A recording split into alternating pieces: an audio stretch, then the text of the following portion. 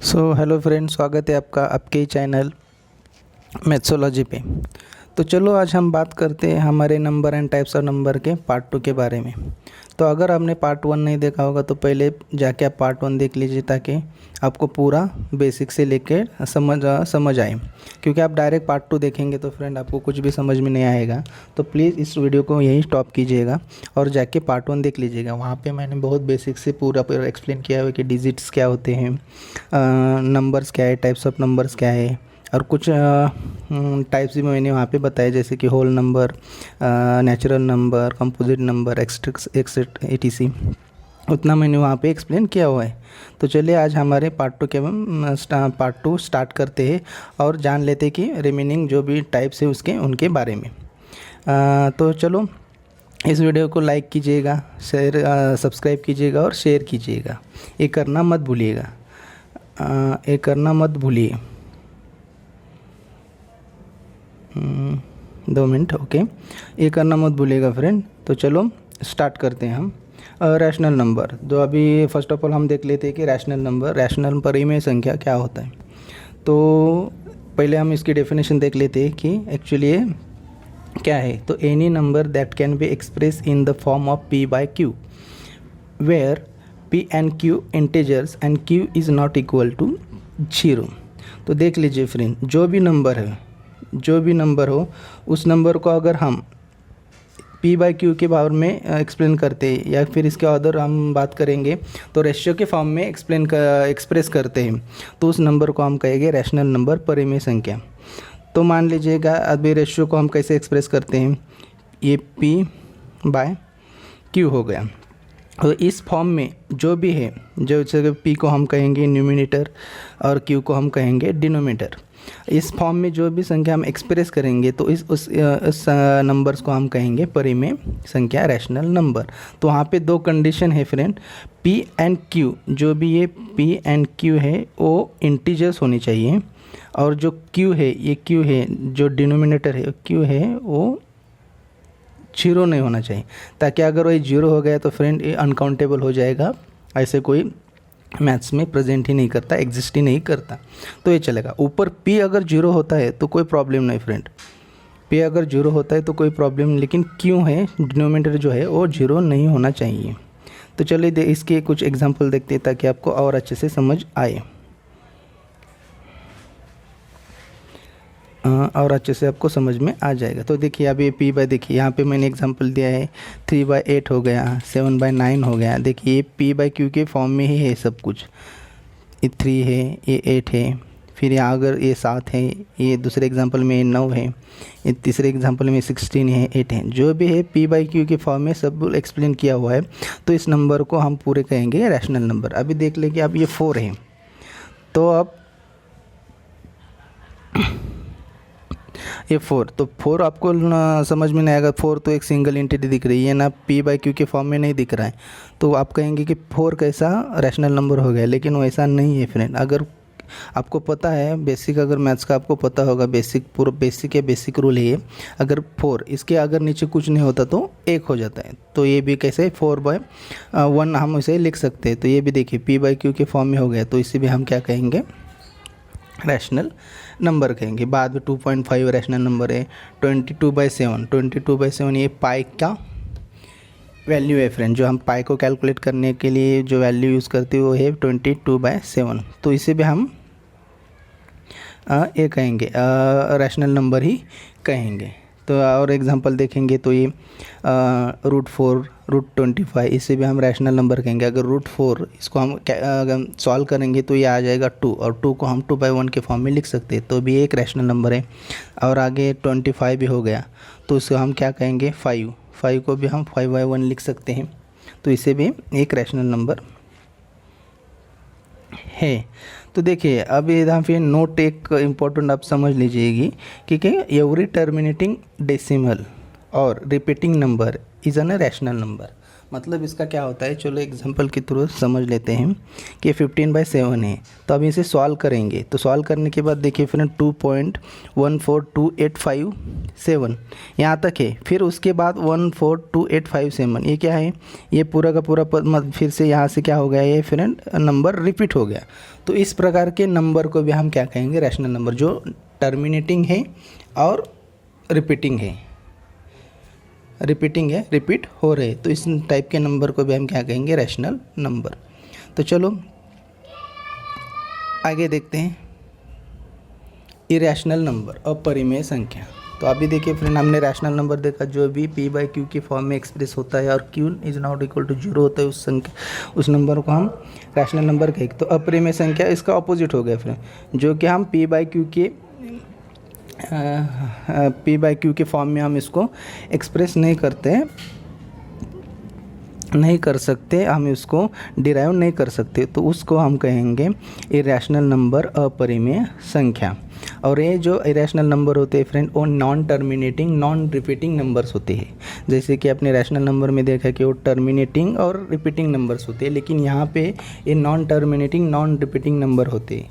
तो इस नंबर को हम कहेंगे इरैशनल नंबर। तो एग्जांपल देख सकते हैं कि √2 को हम कैलकुलेट करेंगे तो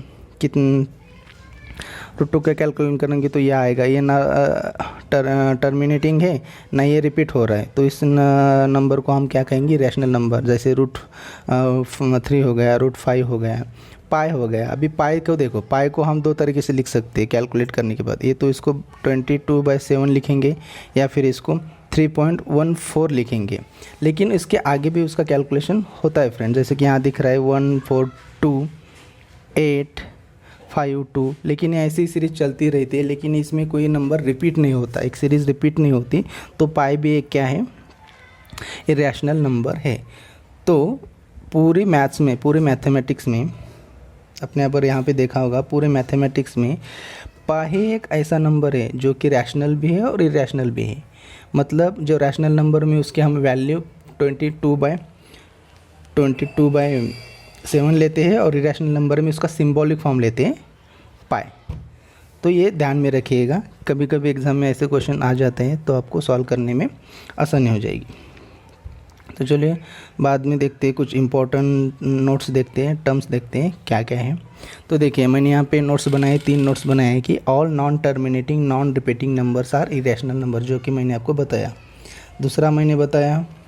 दूसरा लिखा है कि all mathematical symbols are irrational. तो ये साथ ध्यान में रखिएगा कि ऑल मैथमेटिकल सिंबल जो होते हैं वो पूरे के पूरे रैशनल नंबर में आ जाते हैं। जैसे कि पाई हो गया, ये मैथमेटिक सिंबल है। दूसरा अपना आयोटा हो गया, जो complex number, imaginary number express करने के लिए यूज़ होता है। जैसे कि जितने भी मैथमेटिकल सिंबल है वो क्या आते हैं, इरैशनल नंबर में आ जाते हैं। तो हाँ, और जो मैंने अभी तीसरा जो पॉइंट आपको बताया कि पूरे मैथमेटिक्स में पाई ही ऐसा नंबर है जो कि रैशनल भी है और इरैशनल में है, तो उसकी सिंबॉलिक फॉर्म इरैशनल में आ जाती है और उसकी वैल्यू फॉर्म जो है 20/7 हो जाती है रैशनल नंबर में। तो उसके बाद चलिए, आपको समझ में आ गया रैशनल नंबर इरैशनल नंबर क्या है। अगर समझ में नहीं आया होगा तो फ्रेंड इस वीडियो को पॉज कीजिए और रिपीट दोबारा से देख लीजिए, एक एक पॉइंट नोट करते रहिए। जब तक आप इसकी प्रैक्टिस नहीं करेंगे तब तक आपको समझ में नहीं आएगा। तो practice is most important in mathematics, तो ये ध्यान में रखिए। तो आगे बाद में मतलब चलो दूसरा नंबर देख लेते हैं, इवन नंबर, सम संख्या। ये तो बहुत आसान है फ्रेंड, आपको ज़्यादा दिमाग लगाने की कोई ज़रूरत नहीं, कि आपको भी पता होगा इवन नंबर सम संख्या क्या है। जो कि 2 से डिवाइड हो, जो कि 2 से डिविजिबल हो, उस नंबर को हम कहेंगे इवन नंबर। जैसे देख रखते हैं कि 0, 2, 4, 6, 8 को हम अगर 2 से डिवाइड हो सकता है 4 आ जाएगा, तो ये इवन नंबर है। 0 भी हमारा इवन नंबर है, 0 से 2 से डिवाइड हो जाएगा तो ये 0 आ जाएगा, ये भी हमारा इवन नंबर है। 22 भी हमारा इवन नंबर है, उसको 2 से डिवाइड करेंगे तो 11 आ जाएगा। मतलब 200 जो भी संख्या जिसको 200 डिवाइड कर सकते हो वो कहेंगे पूरा इवन नंबर। तो चलिए ऑड नंबर, विषम संख्या, जो कि फ्रेंड 2 से डिवाइड नहीं होंगे। सीधा सीधा है कि सम क्या है, इवन क्या है, और ऑड उसका अपोजिट 2 से डिवाइड नहीं होंगे। ऐसी संख्या को हम क्या कहेंगे, ऑड नंबर कहेंगे। तो एग्जांपल देखिए, एक ऑड नंबर है, 2 से डिवाइड नहीं हो जाएगा। दूसरा 3, ये भी 2 से डिवाइड नहीं होगा। 5, 7, 11, 13 बोल के 23, 21, ये जो नंबर है ये 2 से डिवाइड नहीं होते, तो इसे हम क्या कहेंगे, ऑड नंबर कहेंगे। चलो ठीक है, अगर नेक्स्ट स्टेप पे चलते हैं हम फ्रेंड। नेक्स्ट हमारा नंबर है रियल नंबर, वास्तविक संख्या। तो यहाँ पे ध्यान दीजिएगी कि all rational number plus irrational number ये मिलके बनते हैं रियल नंबर। तो इसकी सिंपल डेफिनेशन लिखिए कि all rational plus irrational numbers are real numbers. बस सीधी सी डेफिनेशन है, इसकी कोई अलग है मतलब इतना कुछ एडवांस नहीं इधर। ऑल रैशनल और irrational numbers are real numbers. तो चलिए यहाँ तक आपको समझ में आ गया, तो आगे चलते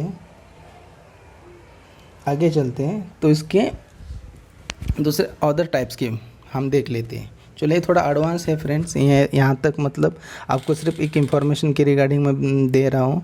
इसका मतलब आप अपने ध्यान में रखिए, उतना एडवांस जाने की कोई ज़रूरत नहीं, लेकिन कभी कभी एग्ज़ाम में इसके बारे में भी क्वेश्चन आ जाते हैं। तो कुछ साल पहले फ्रेंड, 1-2 साल पहले मैंने एक इंजीनियरिंग की एप्टीट्यूड टेस्ट दी थी, उधर मैंने देखा था। तो वहाँ पे क्वेश्चन पूछा गया था कि आइडेंटिफाई द कॉम्प्लेक्स नंबर। एक सिंपल क्वेश्चन था एप्टीट्यूड का, तो नीचे ऑप्शन दिए गए थे। तो वहाँ पे ये जानकारी होना, अभी जो मैं बता रहा हूँ इमेजिनरी नंबर, कॉम्प्लेक्स नंबर जो होते हैं, ये बताना मतलब सीधा सा क्वेश्चन है, ये कंसेप्ट आपका क्लियर होना ज़रूरी है, ताकि आप यहाँ पे भी कोई सिंपल क्वेश्चन आता है तो आप सॉल्व कर पाएँ। तो चलिए देखते हैं कि इमेजिनरी नंबर क्या होता है। काल्पनिक संख्या a those numbers whose square root of negative numbers. मतलब इसका सिंपल सा है कि जो नंबर जो square root of negative number, जो भी नंबर है, लेकिन चलो हम एक फॉर एग्जांपल के साथ मैं समझ लेता हूँ। चलो यहाँ पे देखिए मैंने -9 लिया हुआ है, बराबर। अभी -9 का, अब 9 का तो स्क्वेयर रूट निकाल सकते हैं, लेकिन -9, तो -9 का स्क्वेयर रूट हम नहीं निकाल सकते कि ऐसा नंबर पूरे मैथमेटिक्स में प्रेजेंट ही नहीं है। तो इसे सॉल्व करने में हम क्या करते हैं फ्रेंड, चलो ये माइनस जो है, ये 9 को ऐसे लिखेंगे -1, ऐसे लिख सकते हैं। तो अब इसको हम सॉल्व करते हैं। तो अभी 9 का स्क्वेयर रूट आप निकालेंगे तो इसका स्क्वेयर रूट 3 आएगा, लेकिन -1 का तो स्क्वेयर रूट नहीं निकलता, क्योंकि पूरे मैथमेटिक्स में माइनस का स्क्वेयर रूट नहीं निकाल सकते हम।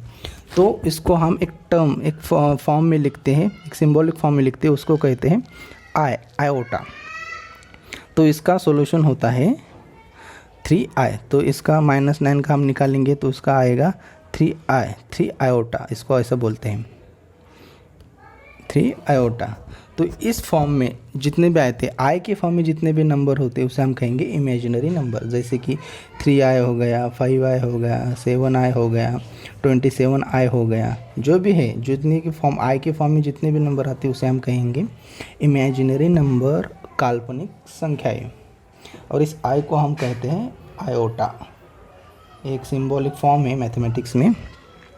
जितना जैसे हम इसको सीखते जाएंगे ये भी बहुत ही एडवांस हो जाएगा, लेकिन आप फिलहाल बेसिक इसका समझ लीजिए कि ये एक्चुअली होता क्या है। तो चलिए ये आपको समझ में आ गया।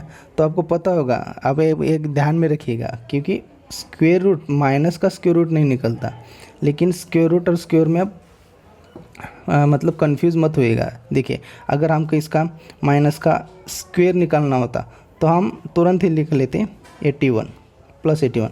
तो माइनस का स्क्वेयर निकल सकता है फ्रेंड, पर माइनस का स्क्वेयर रूट नहीं निकाल सकते हम। तो ऐसा कुछ प्रेजेंट नहीं होता, तो वहाँ पे आयोटा आई के फॉर्म में हमको एक्सप्रेस करना पड़ता है। तो ये इतना एक जो डिफरेंस है आप ध्यान में रख लीजिएगा। तो बाद में आता है कोई कॉम्प्लेक्स नंबर, मतलब मिश्रित संख्या। तो जो भी रियल नंबर होते हैं प्लस जो भी इमेजिनरी नंबर होते हैं, उस मिला के इन दोनों के कॉम्बिनेशन से फॉर्म होता है कॉम्प्लेक्स नंबर। मतलब कॉम्प्लेक्स नंबर कुछ भी नहीं होता, real number plus imaginary number का क्या होता है, एक कॉम्बिनेशन होता है, एक एडिशन होता है। जैसे कि देख लीजिए एग्जांपल में मैंने इधर लिखा है कि 5 + 3i। 5 एक रियल नंबर है, प्लस 3i एक इमेजिनरी नंबर है, तो इन दोनों की कॉम्बिनेशन बनता है कॉम्प्लेक्स नंबर।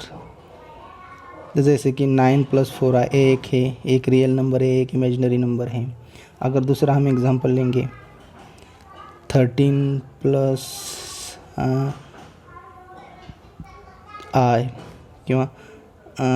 17 + 5i, ये जो भी आई के फॉर्म में ऐसे रियल प्लस इमेजिनरी जहाँ पे दिखेगा वो होता है कॉम्प्लेक्स नंबर, मिश्रित संख्याएं।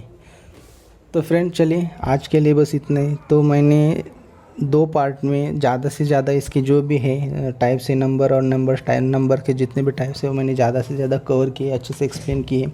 सिर्फ आप इसको अगर समझ में नहीं आता, ज़्यादा फास्ट हो रहा है, तो प्लीज़ इसको पॉज करते हुए नोट्स बनाते हुए प्रैक्टिस कीजिएगा। आपको डेफिनेटली समझ में आ जाएगा और आपको नंबर्स और टाइप्स और नंबर्स की जितने भी प्रॉब्लम पूछे जाते हैं सिंपल वगैरह, तो आप इजीली सॉल्व कर सकते हैं।